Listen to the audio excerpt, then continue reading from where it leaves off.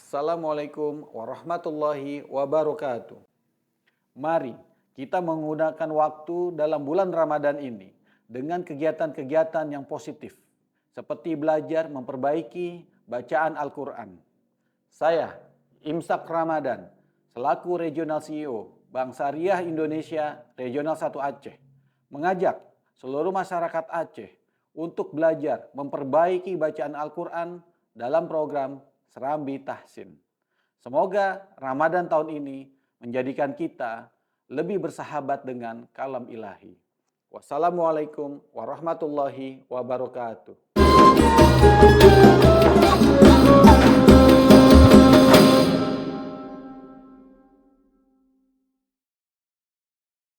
Bismillahirrahmanirrahim. Assalamualaikum warahmatullahi wabarakatuh. Alhamdulillahi wahdah. Assalatu wassalamu ala rasulillah. Amma ba'du. Syederalun, berjumpa kembali pada program Serambi Tahsin, kerjasama antara Tim Tahsin Ikatan Alumni Timur Tengah Aceh bersama Serambi Indonesia. Insya Allah pada pertemuan kali ini kita akan mengupas hukum-hukum tajwid yang ada pada surah Al-Mutaffifin dimulai dari ayat ke-7 hingga ayat ke-12. Sebelumnya izinkan saya membaca keseluruhan ayat. A'udzu billahi minasy syaithanir rajim. Bismillahirrahmanirrahim. Kalla inna kitabal fujjari lafi sijjin wa ma adraka ma sijjin kitabum marqum wailun yawma idzil lil mukadzibin alladzina yukadzibuna biyaumiddin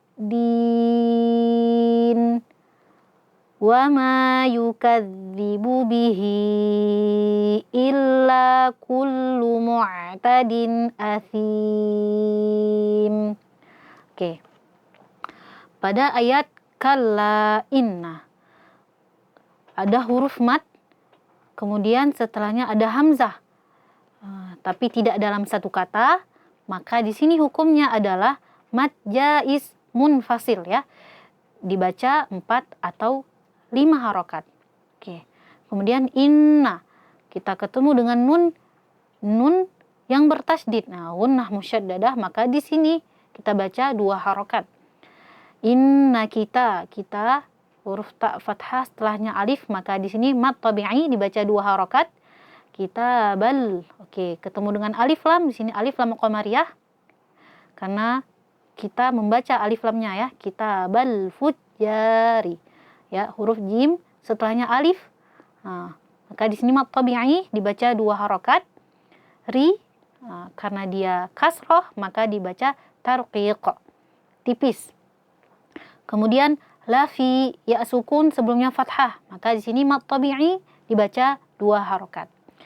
Sijjin. Oke, di sini kita menyukunkan ya, kita mensukunkan huruf nun yang ada di akhirnya. Maka di sini hukumnya dalam ilmu tajwid adalah mad arid disukun ya. Karena di situ juga sebelum nun yang kita sukunkan ada huruf mad ya sukun sebelumnya kasroh. Oke, maka dinamakan mad arid disukun, dibaca panjangnya boleh 2, boleh 4 atau 6 harokat. Kemudian wa ma adra. Kita di sini ketemu dengan huruf mad alif, setelahnya ada hamzah tapi tidak dalam satu kata, maka hukum tajwidnya adalah mad jaiz munfasil. Dibaca 4 sampai 5 harokat. Wa ma adra. Kita ketemu dengan huruf qalqalah. Di sini qalqalahnya qalqalah sughra karena terletak di tengah ya. Lagi-lagi ketika bertemu atau membaca huruf qalqalah, jangan sampai membaca atau menambahkan hamzah sukun di akhirnya sehingga terdengarnya ade, ade. Tapi sempurnakan pantulannya, ade, ade. Jangan seakan-akan menambahkan hamzah sukun di akhirnya, ade, ade. Begitu.